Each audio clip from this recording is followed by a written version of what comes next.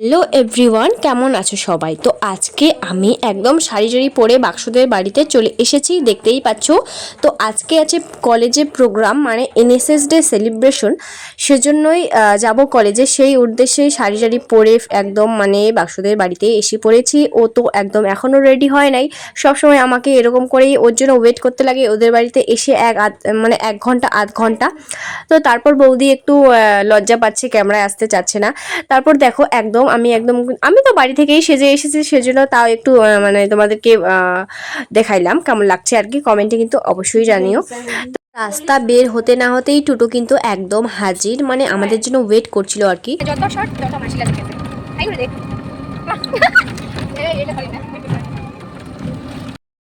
সুন্দর লাগছে বন্ধু,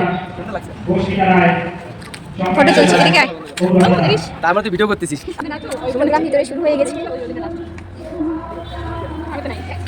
দারুন রে, আসতে চাই ক্যামেরার সামনে। পাশে দেখ, রিঙ্কি দেখ, রিঙ্কি কই গেলি রে?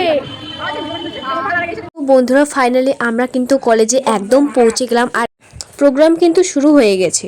সবসময় লড়াই করবো এবং সফলতা পাবো তা কিন্তু নয়, পথ চলাই হচ্ছে জীবন। তারপরে আমি ধন্যবাদ দেবো সুস্মিতা সিং ম্যাডামকে, যিনি খুব সুন্দর আমাদের এই বছরের যে এনএসএস এর প্রধান মোটো যেটা ছিল যে প্লাস্টিক ফ্রি এনভায়রনমেন্ট, সেটা আমাদের মনে করিয়ে দিয়েছেন যে প্লাস্টিক কতটা খারাপ যে বিষয় আমাদের পরিবেশের জন্য এবং আমাদের নিজের জীবনের জন্য। আমরা প্লাস্টিকের বোতলে জল খাই এবং একটা বোতলে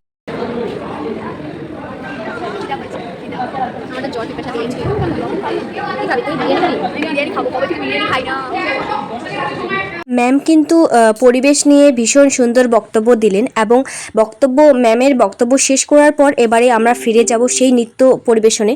তো চলো দেখতে থাকো।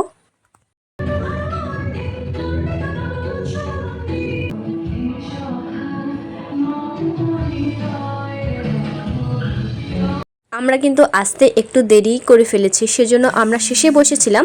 আর এত পরিমাণে গরম, মানে কি বলবো, থাকাই যাচ্ছে না। তো সেজন্য দীপকে বললাম যে একটু আমাকে জল এনে দিবি। তো দীপ আমাকে সাথে সাথে জল এনে দিল। তো ও তো আমার কথা অমান্য করতেই পারবে না, মানে ও কিন্তু ডান্স করছিল। ওর ডান্সটা কিন্তু জাস্ট দুর্দান্ত হয়েছে, তোমরা কিন্তু সবটাই দেখতে পাবে। তো চলো আগে আমি জল খাই।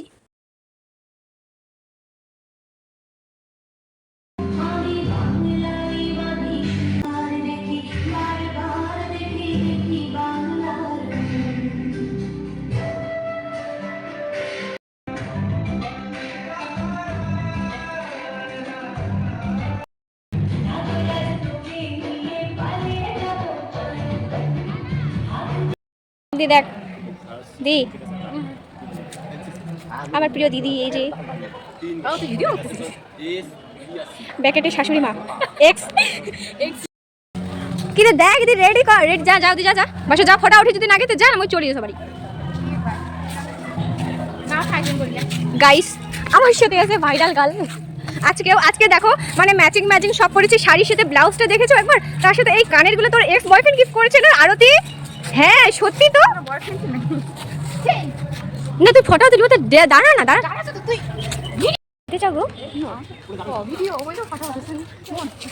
তো প্রোগ্রাম দেখার পর আমরা চলে আসলাম বাইরে ফটো আর রিলস বানানোর জন্য। তো দেখো না, এক একজন এক এক রকম করে রিলস বানাচ্ছে, কেউ গান খুঁজতেছে, তো কি বলবো আর।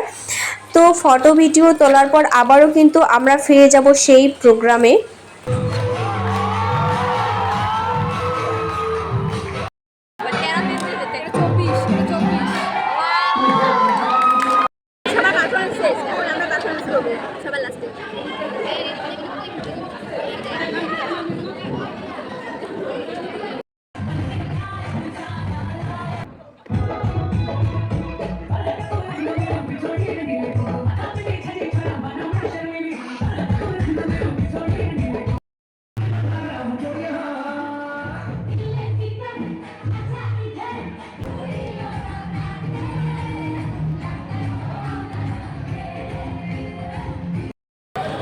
বাসো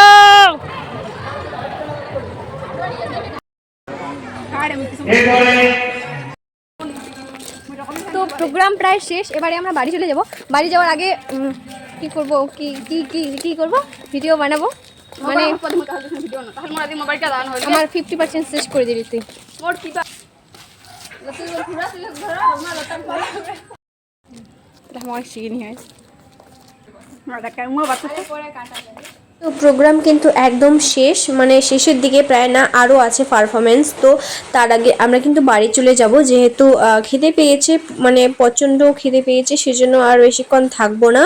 আর এত পরিমাণে গরম কি বলবো, আর সেজন্য ভালো লাগছে না। আর তো এবারে চলে যাব বাড়ি যাওয়ার আগে এই তো ফটো ভিডিও করে নিলাম।